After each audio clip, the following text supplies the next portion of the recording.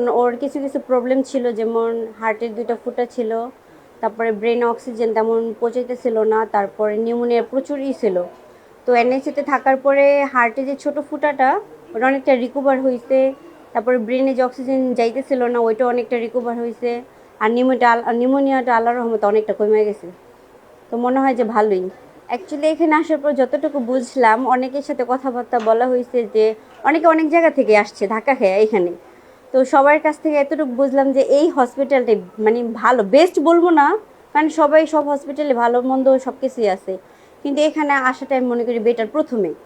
কারণ আমার সাথে অনেকের সাথে ফ্রেন্ডলি হয়েছে, অনেকের সাথে কথাবার্তা হয়েছে, অনেকে প্রথমে অনেক হসপিটালে যাওয়ার পরে মানে বাচ্চা অনেক অসুস্থ হয়েছে, তারপরে মানে এখানে এসে ভালো হয়েছে।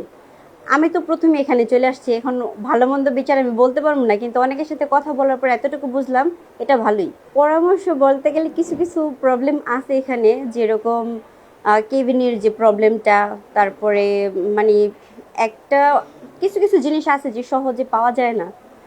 যেমন আপনার আপনার সাথে কথা বলার পরে অনেক কিছু সহজ হয়েছে আমার জন্য।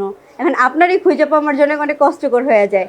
এখন একজন আরেকজনের সাথে যোগাযোগ করার জিনিসটা যদি খুব মানে সহজ ইজিলি হয়, তাহলে আমাদের জন্য এটা ভালো হয়। আমরা 5 দিন পরে হসপিটালের কেবিন থেকে রিলিজ নিচ্ছি, এখানকার সার্ভিস আলহামদুলিল্লাহ ভালোই।